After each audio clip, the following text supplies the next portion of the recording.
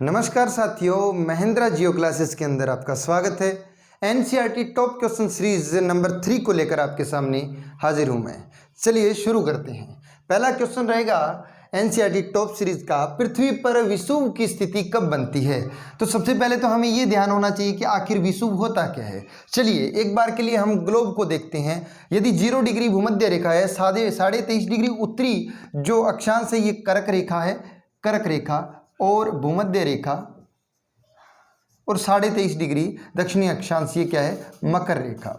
सूरज 0 degree पर 21 मार्च को सीधा चमकता है, यानी सूरज की किरणें 21 मार्च को सीधी लंबवत पड़ती है किस जगह पर, 0 डिग्री की रेखा पर। उसके बाद घूमते हुए आगे बढ़ते हुए 21 जून को सूरज की किरणें कहाँ लंबवत चमकेगी, कर्क रेखा 23.5 डिग्री उत्तरी। यहाँ से घूमने के बाद में 23 सितंबर को वापस घूम करके सूर्य की किरणें किसके ऊपर चमकेगी, 0 डिग्री यानी भूमध्य रेखा के ऊपर, विषुवत रेखा के ऊपर। 23 सितंबर से घूमने के बाद 22 दिसंबर को, कब, 22 दिसंबर को मकर रेखा के ऊपर सूरज की किरणें लंबवत चमकेगी। यहाँ से वापस ये टर्न लेगी और 21 मार्च को फिर कब, भूमध्य रेखा पर ये चक्कर बना रहेगा, चलता रहेगा वर्ष भर में एक बार के लिए। विषुव की स्थिति कब होती है, जब 0 डिग्री यानी भूमध्य रेखा के ऊपर सूर्य की किरणें लंबवत पड़ती है।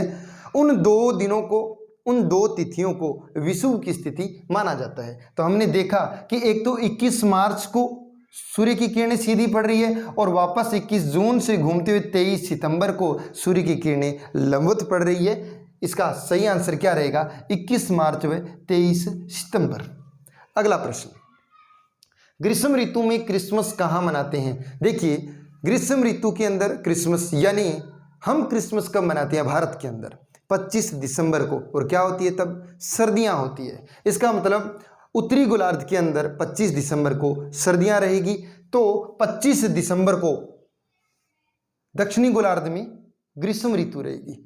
और इसके अंदर दक्षिणी गोलार्ध की जगह कौन सी है, जापान नहीं, भारत उत्तरी गोलार्ध, इंग्लैंड उत्तरी गोलार्ध, यानी दक्षिणी गोलार्ध ऑस्ट्रेलिया। क्योंकि 25 दिसंबर को यहाँ पर क्या रहेगी, यहाँ गर्मी रहेगी, और 25 दिसंबर को हम क्रिसमस मनाते हैं। इस चीज़ का आपको ध्यान रखना है। क्वेश्चन नंबर 3, दक्षिणी गोलार्ध में यानी ऑस्ट्रेलिया के संदर्भ में सबसे बड़ा दिन व सबसे छोटी रात कब होगी, जहाँ पर सूर्य की किरणें लंबवत पड़ेंगी या ज़्यादा देरी तक चमकता रहेगा सूरज जिस गोलार्ध के अंदर, वहाँ पर दिन तो रहेंगे बड़े और रातें होंगी छोटी। इसका मतलब दक्षिणी गोलार्ध में सबसे बड़ा दिन, यानी दक्षिणी गोलार्ध में जब चमकेगा सूरज, यानी 22 दिसंबर को दक्षिणी गोलार्ध में चमक रहा है। 22 दिसंबर को दक्षिणी गोलार्ध, यहाँ पड़ने वाली जो जगह है खास तौर पर ऑस्ट्रेलिया, वहाँ पर क्या रहेगा, दिन तो रहेगा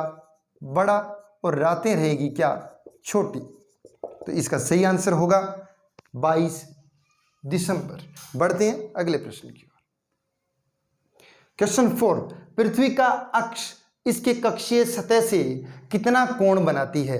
हम जानते हैं कि पृथ्वी अपने अक्ष के ऊपर सीधी 90 डिग्री पे खड़ी न होकर के कितनी, 23.5 डिग्री यानी ऐसे झुकी हुई है पृथ्वी, कुछ ऐसे झुकाव, यानी इसका अपने इमेजिनरी अगर हम अक्ष सीधा माने तो उससे जो झुकाव वो कितना है, 23.5 डिग्री। लेकिन यहाँ पर अक्ष का इसके कक्षीय सतह से झुकाव पूछा गया है, कक्षीय सतह से कोण पूछा गया है। यानी पृथ्वी जो एक चक्कर लगा रही है, ये जो प्लेन है जिसके चारों ओर ये कक्षा में चक्कर लगा रही है, इस कक्षा के साथ इसका, यानी अगर प्लेन ऐसे है घूम रहा है तो इस प्लेन के साथ इसका कोण कितना है, इसके प्लेन के साथ जो कोण होगा, यानी प्लेन का यहाँ कोण देखिए तो 90 डिग्री, कुल 90 डिग्री।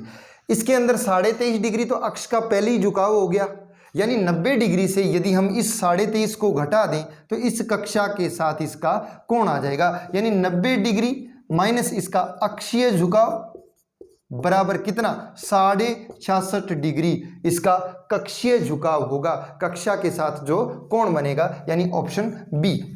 बढ़ते हैं अगले प्रश्न की ओर। कथन से संबंधित है, बहुत मजा आएगा, ध्यान से सुनिएगा, देखिएगा। अप्लाइड क्वेश्चन है, अप्लाई करेंगे जिसको समझने में आनंद आता है। कथन ए, यदि पृथ्वी घूर्णन नहीं करे तो पृथ्वी के एक भाग में हमेशा दिन व एक में रात होगी। यदि पृथ्वी घूर्णन नहीं करे तो, ये पृथ्वी है, ये सन है, यदि पृथ्वी घूम ही नहीं रही तो इसका मतलब इस सामने वाले आधे हिस्से के अंदर हमेशा दिन रहेगा और पीछे वाले में रात रहेगी। कहीं ना कहीं ये बात हमें सही लग रही है। लेकिन बढ़ते हैं अगले कदम की ओर। कथन बी, घूर्णन गति के अभाव में संपूर्ण धरातल पर तापमान सम पाया जाएगा। क्या ये बात सही है? घूर्णन गति तो हो नहीं रही, सामने वाले हिस्से में दिन है हमेशा, यहां रात है, लेकिन पूरे धरातल पर समान तापमान पाया जाएगा? जी नहीं। क्यों? क्योंकि जहां दिन है वहां ताप प्लस यानी ज़्यादा और जहां रात है वहां ताप माइनस पाया जाएगा। इसका मतलब सम नहीं पाया जाएगा।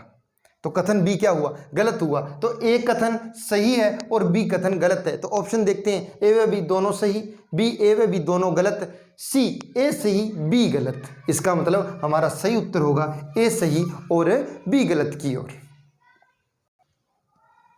अंतिम क्वेश्चन आपके लिए चैलेंजिंग क्वेश्चन रहेगा, जिसका आंसर आपको कमेंट बॉक्स के अंदर कमेंट करके देना है कि सही उत्तर क्या रहेगा।